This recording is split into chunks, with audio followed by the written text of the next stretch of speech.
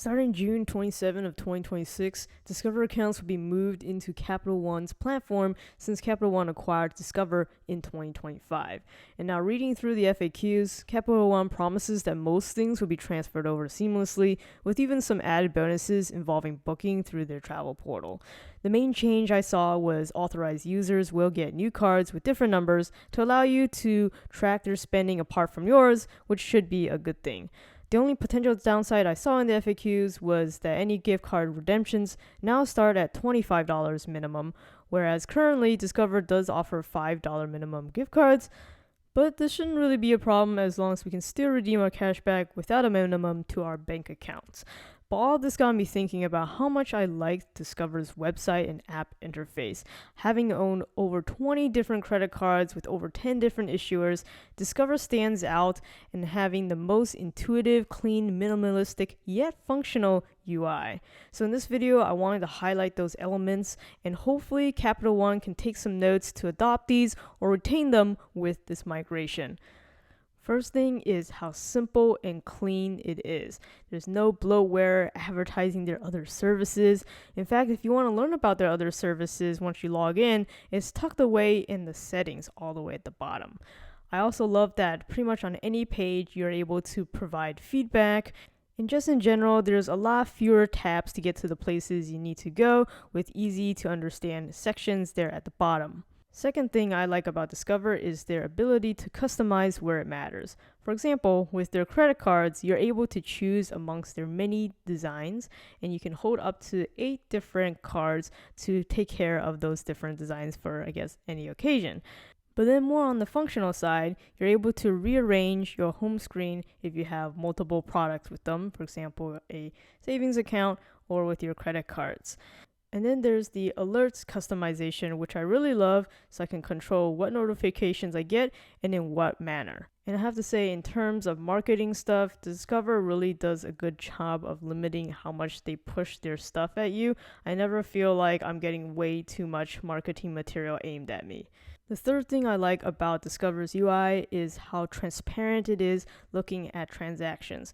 Firstly, you're even able to search for the transactions that you want by category or by name, and for each individual transaction, you can see a lot of details of the vendor down to the address and also the amount of cash back you earn specifically on that transaction, so you know whether or not it coded as you expected, for example, for your rotating categories. Additionally, there's a lot of ways to manage and view your data for your spending, and they have a very nice visual representation of that, especially with tracking your 5% earnings so that you can clearly see that when you are approaching your $1,500 spend per quarter limit. And you're also able to view all of your past redemption history right there in the app. You're also able to view your transaction history for the past 24 months and then your statements for the past 7 years, also without having to request them. And as you can see, the transaction history ledgers are all super easy to understand. And something that Discover has been doing for the past few years is that if you have a minimum balance of $2 or less on your credit card, they will just automatically forgive you that. So for the past few years, I've just been keeping only a $2 balance at the end of my monthly statement, and then I'm able to basically get $2 free every month. I'm not sure if Capital One will continue that trend, but here's the hoping. On the bank side of things, it very clearly shows you, for example, your interest rate and all the interest that you earned year to date just as a visual glance. So I really like that they keep things very simple and easy to manage. But with this simple and minimalistic design, it still has the full functionality that you want to get the right level of control. So the app interface and the functionality in the app is exactly the same as on the website. I really couldn't find really much of a difference between the two, and I rarely ever have to go onto the website to do something.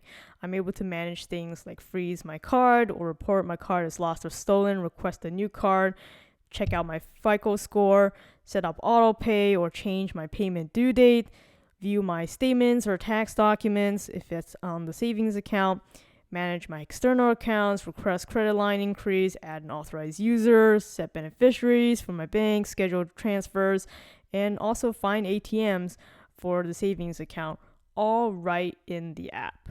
For anything that I couldn't resolve myself in the app, I can rely on their 24/7 US-based customer service whose info can easily be accessed again in the app via the chat, or they also list their phone numbers, which are easy to understand and don't have like a million different options for you to choose from, or you can use their secure messaging box.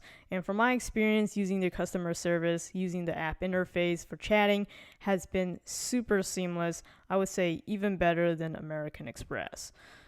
And lastly, I really hope Capital One keeps this, is the fact that we can still get referral bonuses at a decent amount, $100 per referral for our credit cards.